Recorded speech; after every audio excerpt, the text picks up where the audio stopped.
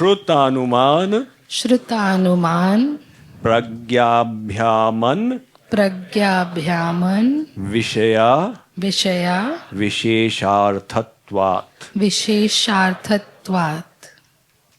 Translation: the knowledge attained by realization through the practice of yoga is far superior to the theoretical knowledge gleaned from the scriptures. Knowledge is a wonderful thing. I once saw a cartoon that had a ferocious dog, and a whisker away from it was a cat that was completely nonchalant. तू क्या कर लेगा मेरा? And why? Because the dog was on leash. This was his extreme limit. The cat had knowledge, awareness of the dog's limit. And the caption was the power of knowledge. This is the power of knowledge. The cat is now fearless because it knows the dog can't cross this limit. So knowledge is definitely something wonderful. There is the fire of knowledge. You know, this fire destroys so much. So the fire of knowledge, Jnanagni. However, here Maharshi Patanjali is elaborating from the previous sutra. He said, your divine samadhi will be full of knowledge. But it will be a different kind of knowledge, which is far beyond what you get from Shruti, Anuman and Pragya. Shruti is the Vedas, Anuman is inference, Pragya he means analysis. So gleaning from the scriptures the knowledge you can get is one kind of knowledge, which is very beneficial, but also dangerous. What is the benefit? It shines the path for you. What is the danger? It can lead to the pride of Jnanabhiman, the pride of learning. I am so learned. And pride is the enemy of spirituality. So why is knowledge leading to pride? Because it is theoretical. It is devoid of experience.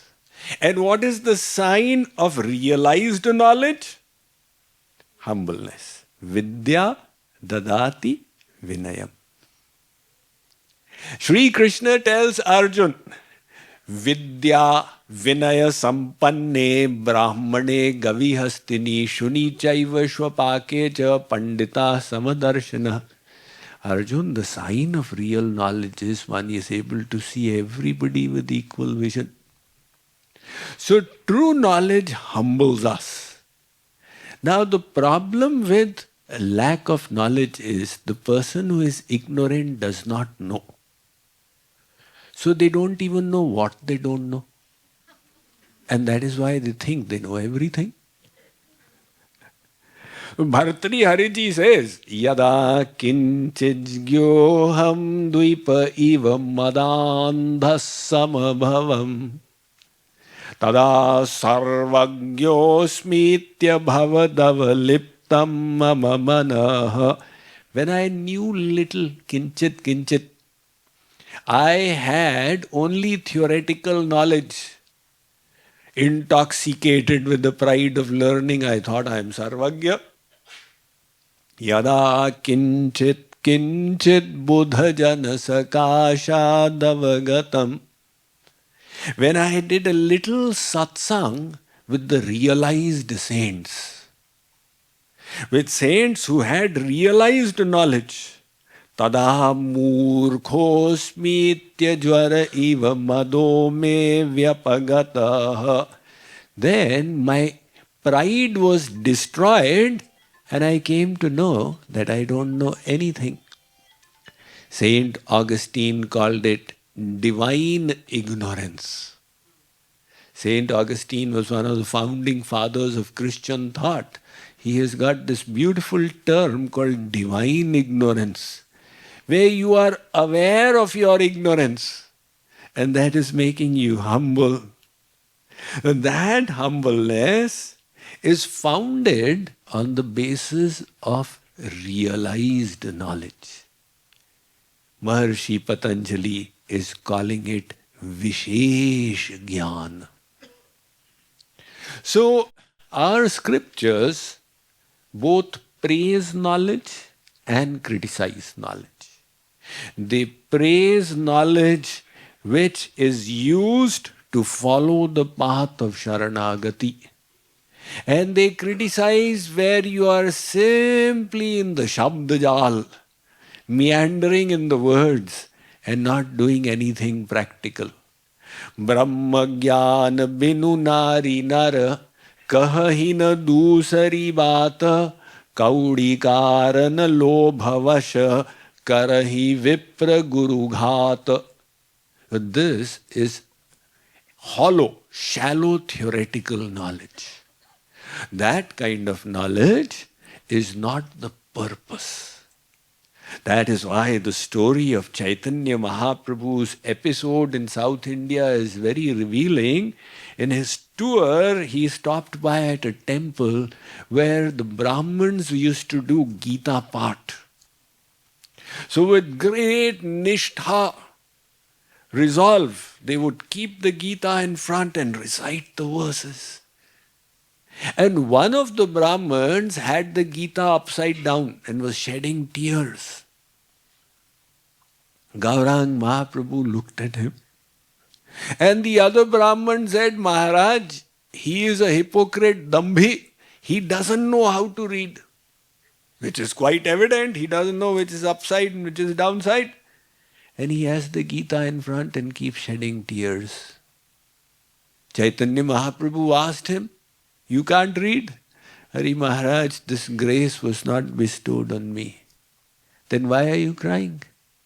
He said, when I have the Gita in front, before my eyes the vision appears of the battleground of Kurukshetra, with the chariot between the two armies and Arjun sitting in bewilderment and Sri Krishna standing before him. Arjun questioning, placing his doubts, and Sri Krishna compassionately resolving them. And then I start thinking, Sri Krishna is so kind, so merciful. He is gracing Arjun so bountifully. And these thoughts, they make my heart melt and tears appear. Chaitanya Mahaprabhu embraced that Brahman. He said, you are the knower of the Gita. The purpose of the Gita is not to recite. Of course, it's good to recite, because when you recite, you have the knowledge with you, you can use it. Good to memorize some verses. I always tell people, memorize some verses, it will stick with you. But that is not the end all and be all of the Gita. The end is love. You have developed love for God. So, mere theoretical knowledge is insufficient. But that does not mean that we should not acquire theoretical knowledge. Some people take it to the other extreme. They say, I don't need any Gyan Fan. I'll just do Sitaram, Sitaram, Sitaram, Sitaram. Jai Mata Di, Jai Mata Di, Jai Mata Di, Jai Mata Di. Everything will happen. Sitaram's biggest devotee, Tulsidas Ji Maharaj says, Sohana Ram Prem Binu Gyanu Karnadhar Binu Jilim Jimi Jalayanu. Look, without Gyan you will not get Prem, because at present you have got Agyan inside, ignorance, and that is preventing the development of faith. Binu Vishwasa Bhagati Nahi, without faith the bhakti is not coming. So step one is theoretical knowledge. Don't criticize all knowledge. Use the theoretical knowledge to surrender and get the experience. And when you develop the deep faith, then you throw that knowledge away because you already have love. It's like you have a thorn stuck in your foot. Don't criticize all the thorns of the world. You will need a thorn to stick onto that thorn and pluck it out. And then you can throw them both away. That is why presently we also need theoretical knowledge. Hence, Premavatar Chaitanya Mahaprabhu said, Siddhanta Balya Chitte na karo alos. In the acquiring of theoretical knowledge, don't be lazy. And the Bhakti Rasamrit Sindhu explains there are 3 categories of sadhaks. So, which is the highest category? Shastre yuktaucha nipunaha sarvatha dridha nischayah praudah shraddhodikariya sabhakta uttamo matah. One who has got scriptural theoretical knowledge and also firm faith. That sadhak goes speedily ahead. That sadhak has got the shield to protect from Maya. Somebody says, Sri Krishna ki bhakti karte ho? Sri Krishna was a loafer. What is this Radhe Krishna you're doing? The person who's got scriptural knowledge will laugh, poor guy. He's not heard Kripaluji Maharaj, he's under confusion, he's thinking like this. So the second category is Shastradishva Nipunaha Shraddhavan Satu Madhyamaha, who does not have scriptural knowledge but has got Shraddha, faith. I believe. This person does move ahead but is in danger. Because when they get the same kind of kusang, they'll say, yeah, you have also got a point. Sri Krishna used to steal butter. What kind of Bhagavan was he? That faith will shake. 3 kinds of faith are essential for the journey. Faith in your Ishtadev, faith in your Guru, and faith in your path of sadhana. So this faith will come when the doubts are gone, and doubts will go with the help of theoretical knowledge. So the Madhyam Adhikari has got faith but not the Shastra Gyan and is in a vulnerable position. And then is the Kanishta Adhikari. Yo bhavet komala shraddha sakanishto nigadhate, who neither has the Shastra Gyan, what does Gita say, what does Bhagavad say, what does Patanjali Yoga Sutra say, nor has Shraddha. So that poor guy, kuch Shraddha, kuch Dushtata, kuch Sanchay, kuch Gyana, ghar ka raha na ghat ka, jaun dhobi ka swan. That is the khichdi that happens. So don't criticize scriptural knowledge, but remember, scriptural knowledge is only the intermediate. The real knowledge is the one he talked about in the previous sutra, which you will get through samadhi, through realization. Tajja Tajjah sanskara sanskara anya sanskara anya sanskara pratibandhi. pratibandhi. Translation: this type of knowledge that is filled with truth creates deep impressions in the mind, and these new impressions put an end to the other latent impressions. Our mind is quite a machine. First of all, it brings 2,500 thoughts to itself that go by our consciousness every hour. Now the thought evokes emotions. The emotions, they prolong as feelings that evoke memories, which result in more thoughts, that evoke more emotions, that create more feelings, that results in more memories, and this goes on and on and on.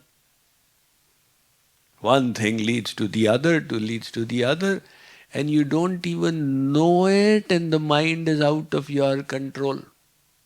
Like the Sheikh Chilli. You know the story of Sheikh Chilli, very famous in India. He got some sattu. Somehow he managed to get sawa ane ka sattu.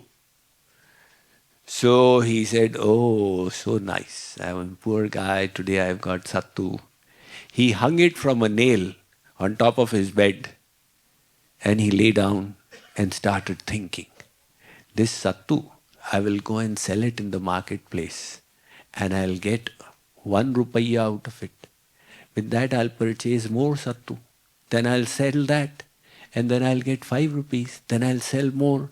Then I'll sell even more. And one day I'll have my own shop. After that I'll get married. Then I'll have 1 child. Then I'll have a 2nd child. And then after that I'll keep some cows. And to take care of the cows I'll have some villagers. And we will create a village out here. I will become the sarpanch of the panchayat. And then one of my children will say, I wish to go for that circus, and I will say no.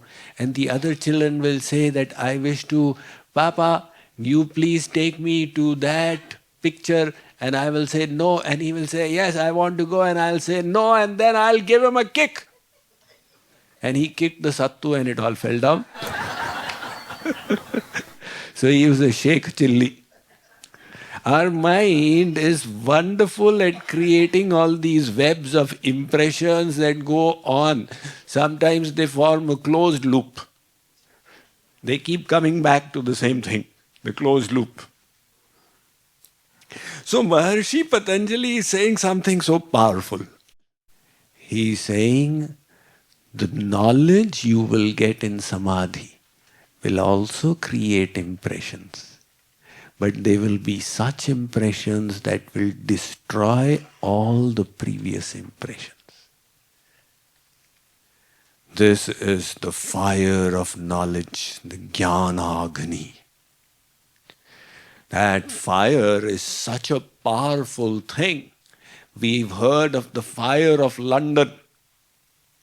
That happened in 1666. Where a cow, it turned over a little lamp in a bakery. And slowly it spread through the town. And as it spread, 80,000 homes. In those days, it was a small London.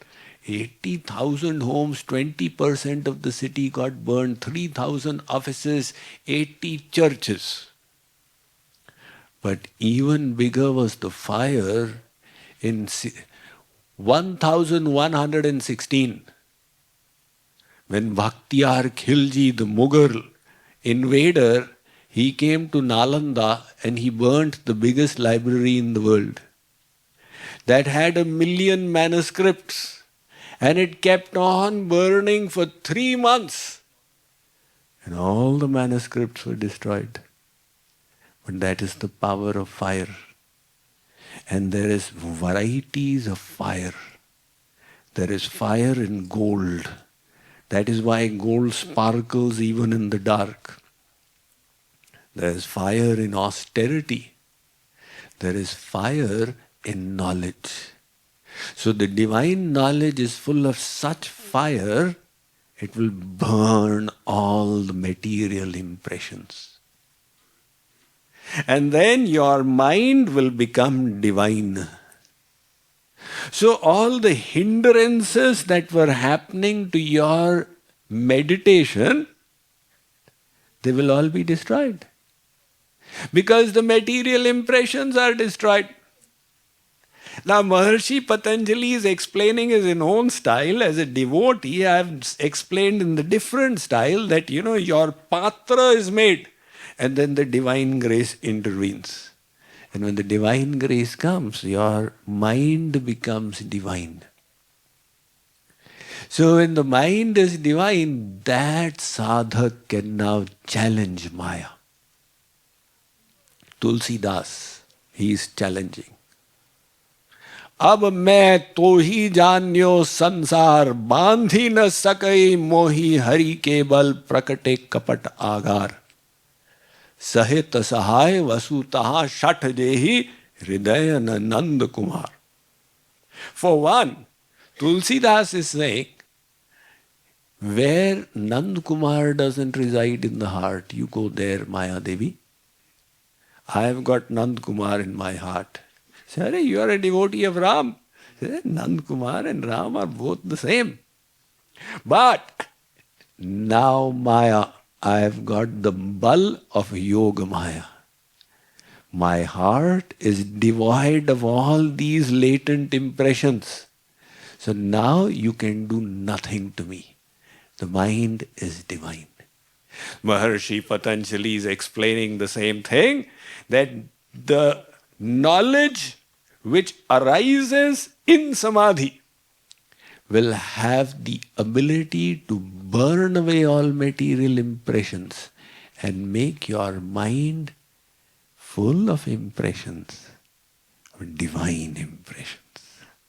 Those impressions will not be a hindrance. Last sutra. Tasyapi nirodhe sarva nirodhat nirbijah samadhi. When the impressions that obstruct other impressions are also wiped out, so that no material impressions remain, then one enters nirbij or seedless samadhi. So now the mind has become divine. Now you no longer need a support, you no longer need a crutch. But again the question arises, what is the interpretation of the word nirod? So commentator upon commentator interprets it to mean that you stop thinking. But I disagree. Why should he want you to stop thinking? Narada ji, the biggest acharya of bhakti, has also used the word nirod in his bhakti darshan. He says, sa na kamay mana nirodha rupatvat. In bhakti, do not desire, because bhakti is nirod rupi. Nirod, stop. So nirod rupi, do not desire. So should I not even desire God? What does it mean? Naraji says, don't desire. Should I not even desire seva of God? Should I not even desire his darshan? What Naradji means is, do not have material desires. The word nirod is referring to material hankerings. He doesn't say don't have good hankerings. Keep all the spiritual desires. Sita Ram Charan Rati More, Anudin Badhi Anugrah Tore. Hey Sitaram, may my love for you keep on increasing. Are Baba, you've got enough bhakti, are you not satisfied? No, I am, but I want even more bhakti. The spiritual desire is never a problem. The desire to serve and make a difference in the lives of others. The desire to grow from within and become a better person. Now you say, oh, you have got the desire for self-growth. Naradji is referring to the material hankerings for hedonic pleasures, not eudaimonic delights. Likewise, when Maharshi Patanjali says, you will now reach the state of mind that is expressed by nirod, what he means is, you will be devoid of material desires. But in that state of realization, you will be endowed with spiritual aspirations. The Buddha, he also said, in his path of Shunyavad, he says, Once you are enlightened, you have two options.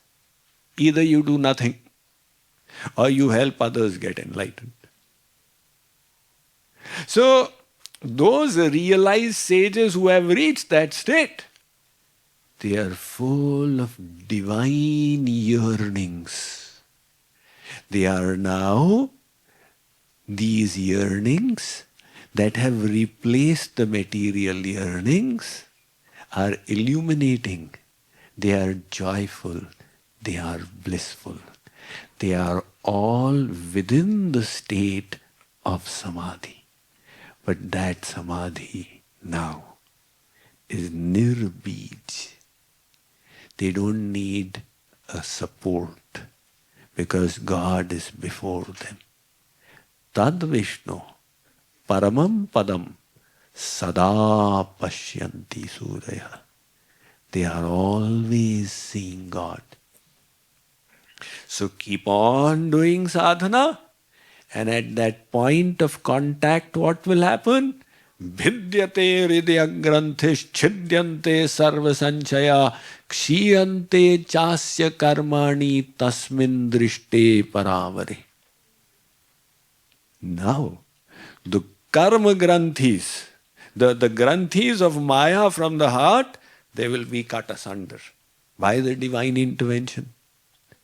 And the karma, sanchit karmas of endless lifetimes, they'll be burnt.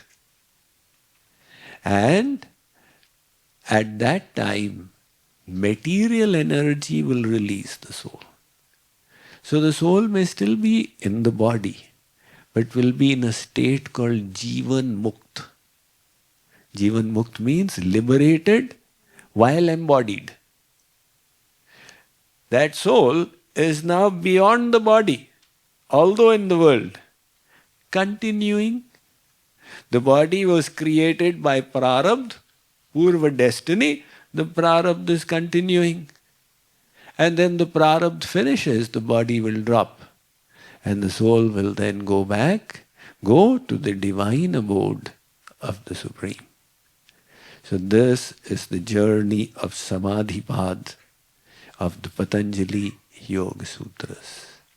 Our respects and reverence to Maharishi Patanjali for such an incisive, focused and illuminating dissertation on yoga.